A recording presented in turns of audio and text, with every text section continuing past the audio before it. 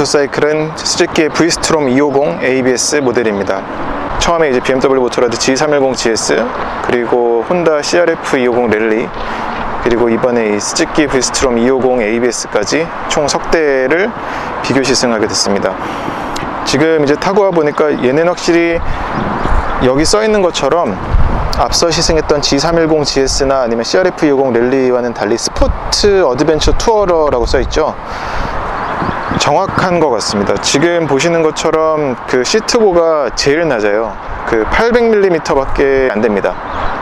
그래서 신장에서 어떤 굉장히 메리트가 있을 것 같고요. 키가 단신이어도 전혀 그 거부감 없이, 어려움 없이 착석하거나 아니면 그 주행도 마찬가지고요. 그 부분이 제일 그 접근하기 쉬운 듀얼 퍼포스, 쿼터급 듀얼 퍼포스로 느껴지지 않을까 싶습니다.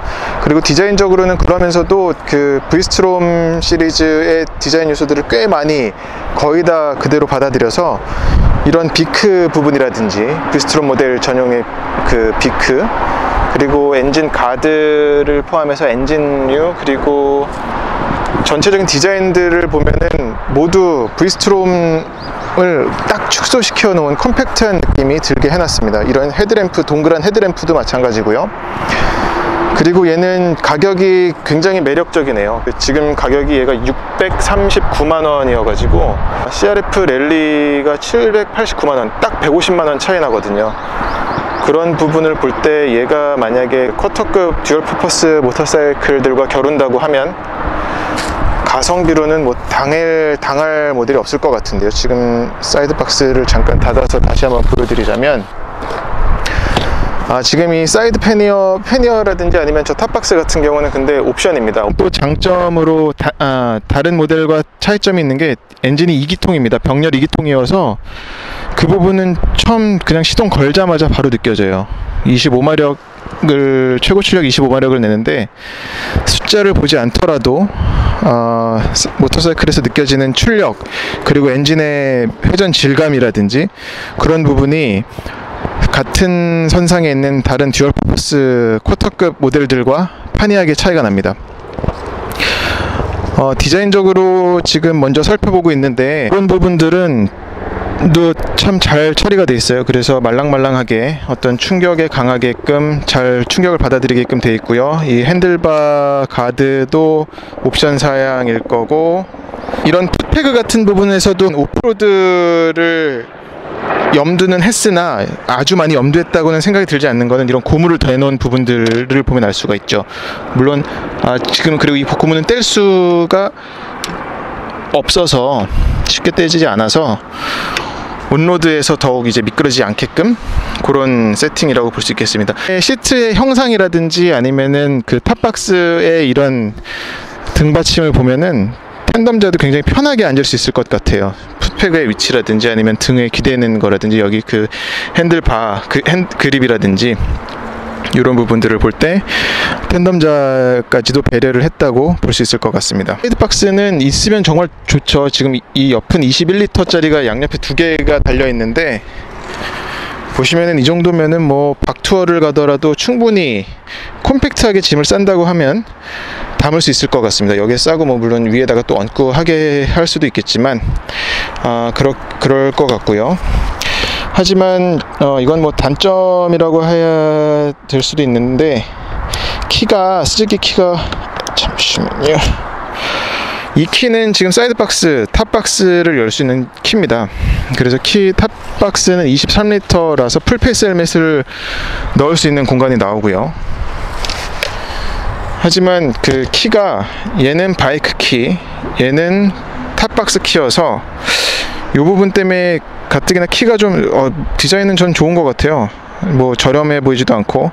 근데 이런 길쭉한 키를 두 개를 가지고 다녀야 되는 게, 보통은 이런 순정 액세서리들은 그 바이크 키로 박스까지 같이 열게끔 돼 있거든요. 근데 그런 부분은 단점 아닌 단점일 수 있을 것 같아요. 뭐 그래서 그런 것도 있죠. 그 키를 같이 통일해 놓으면은 만약에 얘를 잃어버리면 얘도 싹 키 박스를 다 갈아버려야 된다는 단점이 있을 수 있죠. 하지만 뭐 장단이 있는 부분이라고 볼 수 있겠습니다. 그리고 이제 키를 돌려서 보면 계기판을 잠깐 살펴볼게요.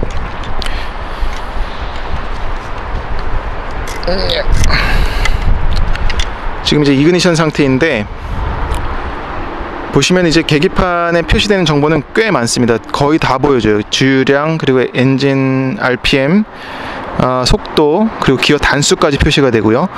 재밌는 거는 여기에 지금 이게 뭐냐면 기어 변속할 때 되면 깜빡깜빡 거리는 거 있잖아요. 보통 슈퍼스포츠 레플리카들에서 보여주는 기능인데 이 기능이 들어가 있습니다. 이것도 참 재밌는 것 같아요. 그러니까 오프로드보다 얘는 지극히 스포츠 투어러라는 거를 곳곳에서 강조하는 드러내는 요소라고 볼 수 있겠습니다.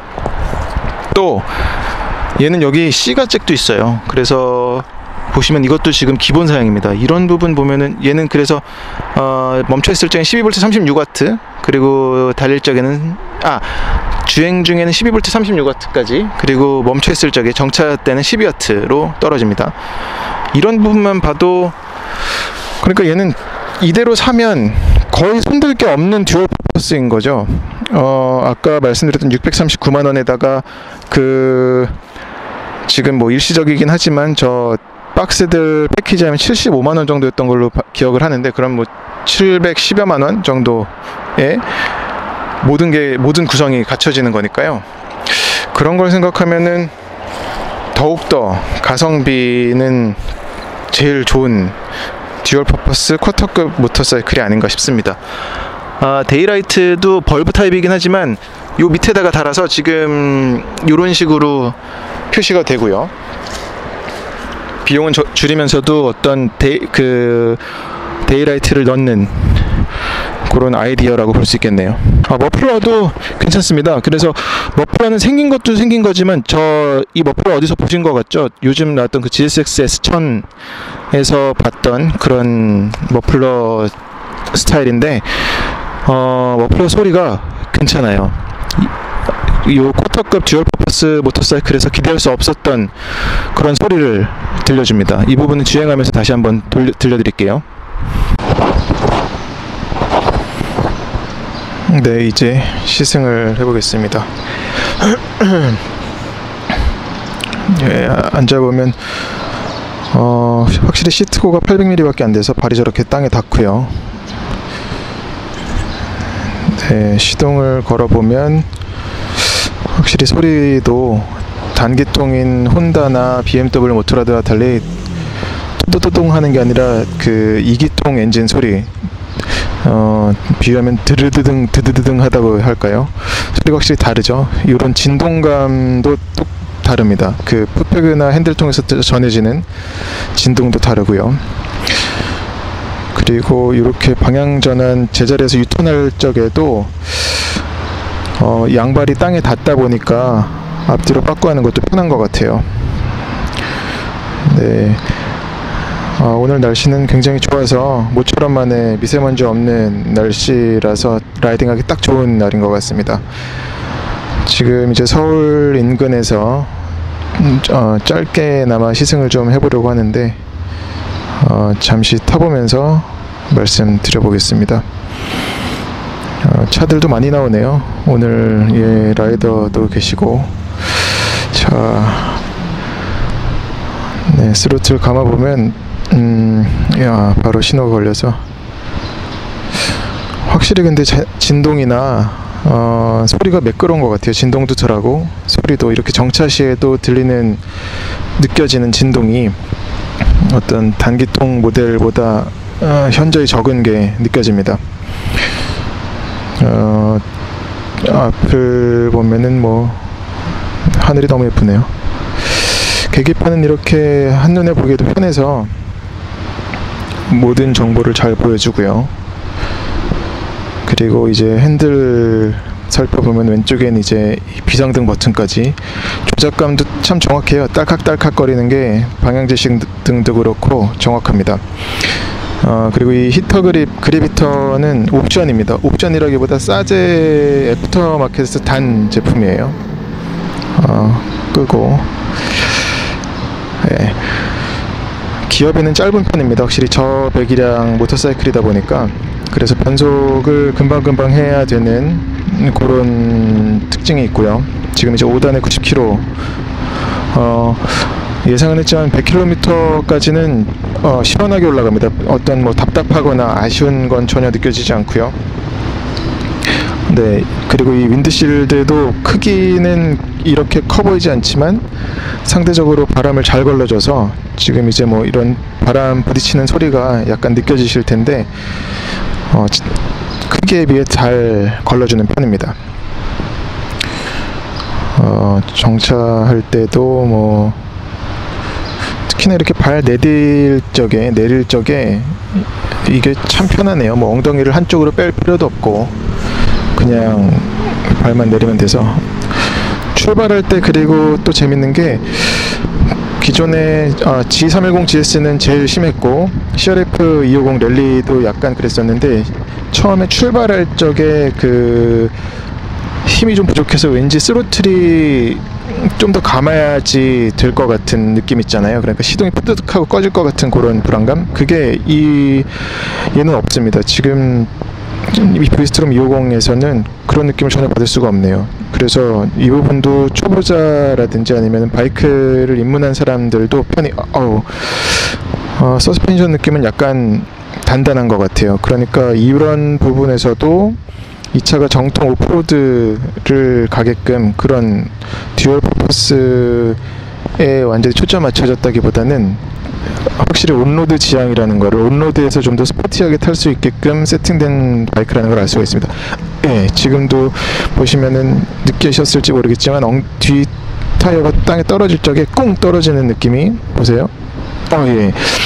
이런 느낌도 앞 서스펜션, 앞 포크는 확실히 눌러주고요. 그리고 이제 뒷바퀴를 타고 넘어갈 때 이런 느낌이 좀 더 꽁 떨어지는 느낌입니다. 쑥 들어간다기보다는 일부러 지금 이제 좀 도로 상태가 포트롤까지는 아니어도 불규칙적인 노면이 있는 데를 찾아서 와봤는데요. 이런 모래 방지턱도 꽤 많고요.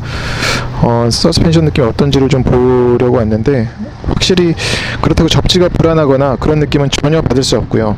오히려 이 정도면은 도로에서 어떤 노면을 만나더라도 불안하지 않게 그리고 안정적으로 탈 수 있을 거란 생각은 듭니다. 다만 이전에 보여드렸던 CRF 250 랠리나 아니면 G310 GS처럼 휠 트래블이 긴 그런 타입은 아니다 보니까 그런 부분에 있어서는 서스펜션이 조금은 더 단단한 세팅이라고 볼 수 있을 것 같습니다. 네, 지금 이제 한 50km 정도로 달리고 있는데 이 정도 속도에서도 이런 시골 뚝방길 같은 데를 달리는 느낌도 되게 좋네요. 지극히 정말 먼 길 가는 투어러로서는 참 훌륭한 모습을 가진 것 같습니다. 네, 턱을 넘을 때 일부러 속도방지 턱을 넘을 때 일부러 좀 속도를 지금 줄이지 않고서 넘어봤거든요. 계속. 근데 그게 어떤 스트레스로 느껴지기보다는 충분히 예상할 수 있는 정도의 수준의 반동력과 흡수력을 보여주는 것 같습니다. 어제 비가 많이 왔어가지고서는 바닥이 아직도 군데군데 젖어 있긴 한데 이 정도면 뭐 라이딩하기는 정말 좋은 날씨인 것 같습니다. 예, 다시 한번 불규칙한 노면인데 한번 보시죠. 네, 이런 투둑하는 느낌이 느껴지는데 이런 부분에서도 전혀 위화감이라든지 아니면은 불안함은 느낄 수 없어요. 네, 오히려 그 핸들과 이 풋ペグ통해서 차의 느낌, 하체 그 노면 상황 같은 게 더 잘 전달이 돼서 그런 것 때문에도 오히려 도움을 받는 것 같습니다. 여기서 한번 큰 길을 달릴지 한번 봐야겠는데 지금 차라리 그냥 지금 왔던 길을 한번 더 이쪽도 이런 뷰가 있었네요. 차라리 지금 왔던 길을 한번 더 가보는 것도 나쁘지 않을 것 같네요. 시간이 좀 많지 않은 상황이라서 지금 그러면 차를 신호가 꽤 기네.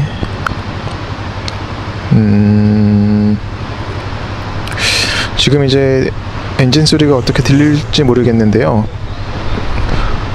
또또또동 하는 것보단 아까도 말씀드렸지만 좀 더 규칙적이고 매끄러운 소리를 들려줍니다. 확실히 병렬 2기통 엔진이라서 저배기량이지만 기통수가 두 개니까 이런 부분이 라이더에게는 좀 더 다루기 쉬운 출력 엔진 특성으로 받아들여질 것 같습니다. 회전할 적에 훨씬 회전폭이 좁은 것 같아요. 그래서 이게 어떤 무게중심이 지금도 이제 또 불규칙 노면에서 잘 받아주고요. 서스펜션이 너무 무르지 않게 너무 단단하지도 않게 잘 받아주고요. 예.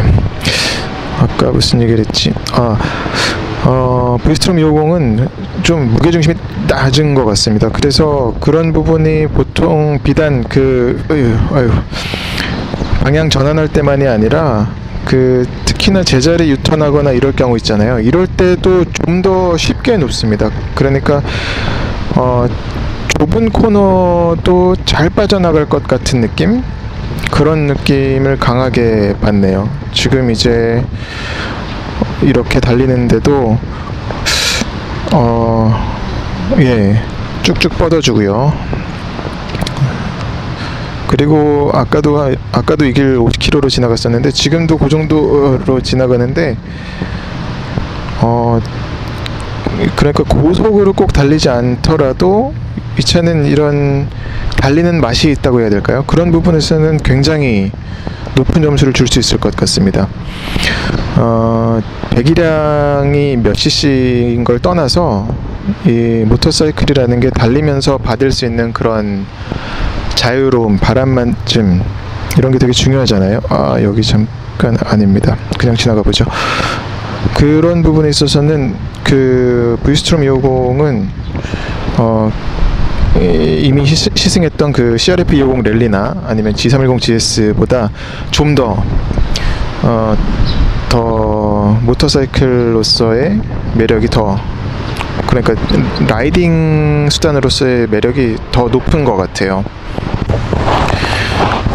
네, 정차에서 이게 뭐냐, 이런 풋배그 소리는 좀 더 고급스러웠으면 좋겠지만 639만원을 생각하면은 충분히 수긍할 만한 수준은 아닐까요? 어떤 전체적인 마감은 부분 아쉬운 부분이 있을지 모르지만 전체적으로 봤을 적에 상품성은 굉장히 좋은 것 같아요. 자, 그럼 한번 기어 인디케이터가 어떻게 표시를 해줄지 한번 시험해 볼게요. 속도를 100km 정도까지 단수를 안 바꾸면 될 것 같은데 이렇게 들어오네요. 깜빡깜빡거리는 게 아니라 불이 그냥 하얗게 들어옵니다. 보통 레플리카 같은 경우는 깜빡깜빡거리면서 빨리 바꾸라는 그런 사인을 주는데 얘는 그냥 하얗게 들어오는 식이고요. 지금 이제 80km로 달리고 있는데 아까도 말씀드렸지만 주행풍은 굉장히 적습니다. 이 작은 윈드실드가 걸러주는 게 꽤 큰 폭인 것 같고요. 브이스트롬 250 두고서는 가성비 좋다 얘기들을 많이 하던데 되게 궁금했었거든요. 근데 오늘 타보니까 동급 세그먼트에서는 이 값에 그리고 갖고 있는 상품 구성을 놓고 보면 저도 전적으로 가성비 좋다는 말에 동의할 수밖에 없겠습니다. 그러니까 딱 아까 외관 설명하면서도 말씀드렸지만 그냥 639만원 주고 사면 별로 갖출 게 없어요. 사이드 박스 패키지 그 정도만 갖추면 전국 투어는 물론이고 다른 나라도 충분히 갈 수 있을 것 같은 상품이 되겠습니다. 꼭 홈쇼핑 쇼호스트 같네요. 지금 그리고 연비 측정은 제대로 못 하겠는데요. 이 연비도 굉장히 좋다고 하더라고요. 지금 중간중간 체크를 하는데 27 정도는 꾸준히 나오는 것 같고요. 아마 정속 주행을 하거나 아니면 장거리를 가서 뻥 뚫린 길에서 계속 달리게 된다면 이보다 더 이상 나오지 않을까 싶네요. 왼쪽 스즈키 매장이 있네요. 지금 이제 다시 서울로 들어가는 터라 마지막에 이제 워커힐 호텔을 지나기 전에 작은 코너 두 개들이 있어서 한번 보여드리겠는데, 지금 타보면서 느낀 바로는 되게 저중심입니다. 이상하게 중심이 낮은 것 같아요. 그 말은 곧 잘 돌아나간다는 건데, 한번 보시죠. 이런 굳이 몸을 누이려고 억지로 그냥 멀리 바라보고 하지 않아도 그냥 자연스럽게만 해도 돌아나갑니다. 네, 이런 부분에서는 확실히 달라요. 바로 며칠 전에 CRF250 랠리 가지고도 돌아갔던 구간이고, G310 GS 가지고도 돌아나갔던 구간인데, 얘는 마치 듀얼 퍼포스가 아니라 네이키드 바이크 타는 느낌? 그 정도 수준으로 잘 돌아나갑니다. 아마 이 부분은 타이어 차이가 무엇보다 큰 것 같고요. 확실히 온로드 주행 성능만 놓고 보면 브리스트롬이 제일 뛰어나네요. 난 오늘 이제 브리스트롬 250을 끝으로 그 듀얼 퍼포스 엔트리급 듀얼 퍼포스 모터사이클 세대 시승을 마치겠는데요. 저는 참 분명하게 순위가 갈릴 줄 알았습니다. 근데 세대 모두 어떤 매력이 넘쳐서 한마디로 누가 1등이고 누가 2등이고 3등이다 라고 말씀드리긴 참 어려울 것 같아요. 온로드 성능만 놓고 보면 브리스트롬이 단연코 1등이고요. 그리고 두루두루 활용할 그 부분도 브리스트롬이 1등이네. BMW 그 브랜드 때문에 높은 점수를 줄 수 있겠고, 그리고 뭐 디자인도 훌륭하고요. CRF250 랠리는 또 서스펜션 느낌은 CRF250 랠리가 제일 좋았습니다. 정말 어떤 노면을 만나더라도 얘는 절대 팽개칠 것 같다는 느낌이 안 들었었어요.